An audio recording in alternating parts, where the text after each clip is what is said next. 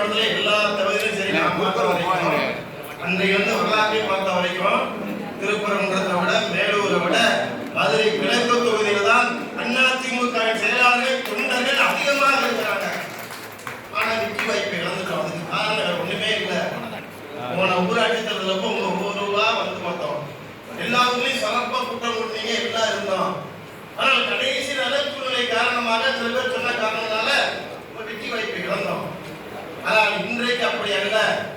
உங்களை பொறுத்த வரைக்கும் நான் கேட்கிற வேண்டுகோள், திருப்பூர் தொகுதி ஜெயிப்பதும் மேலூர் தொகுதி ஜெயிப்பதும் எனக்கு பெருமை அல்ல. மதுரை புறநகர் கிழக்கு மாவட்டத்தில் மதுரை கிழக்கு தொகுதி அதிமுக வென்றது என்ற வெற்றி வர வேண்டும். வேற ஒன்றும் காரணம் கிடையாது. கடைசி நேரத்தில் கூட குழப்பிடுவாங்க. ஊருக்குள்ள 2 பேர் பொறுப்புக்கு போயிட்டு இருப்போம்.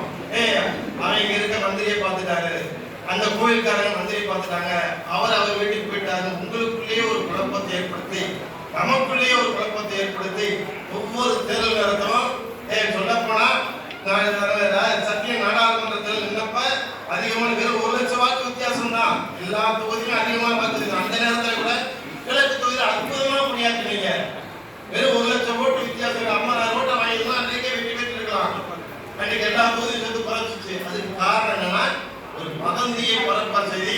கிழக்கு தொகுதினா மிகப்பெரிய ஆள் நிற்கிறாரு, கீர்த்தி பெற்றவர் நிற்கிறாரு, எல்லா ஊருக்கும் நன்கொடை கொடுத்தவர் நிற்கிறாரு, இங்கே பண்ணலதுக்கு அனுமதி கொடுத்தவர் நிற்கிறாரு, அரைமை நிற்கிறாரு அப்படின்ற ஒரு வதந்தியை, ஒரு போர்வையை இன்னைக்கு செலுத்துவதால் தான் நம்முடைய தொகுதியில இவ்வளவு பேர் இருக்கீங்க.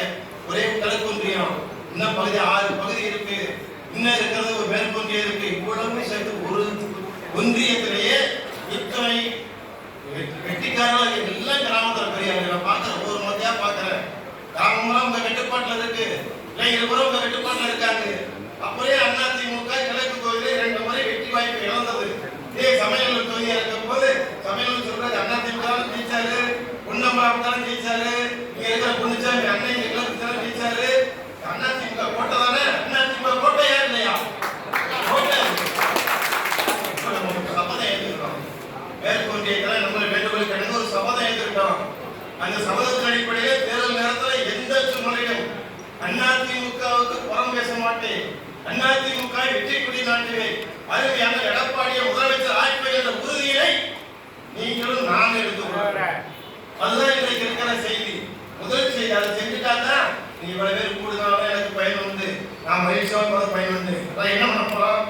ஸ்கூல்ல உதவி எடுத்துக்குவாங்க இல்லையா, பள்ளிக்கூடத்தில் உதவி எடுத்துக்குவாங்க இல்லையா, அது மாதிரி இப்ப நம்ம எல்லாரும்